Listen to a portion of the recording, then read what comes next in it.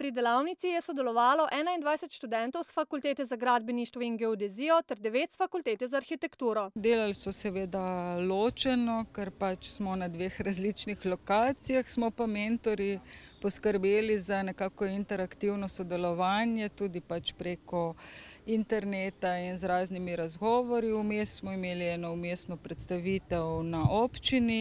Upoštevali so dejavnosti, ki so že v samem mestu, pa tudi možne povezave potem z Boštanjem, nove prometne ureditve, posodobitev železnice, novi mostovi, ki so nujno potrebni preko Save, in pa seveda tudi ureditev samega centra.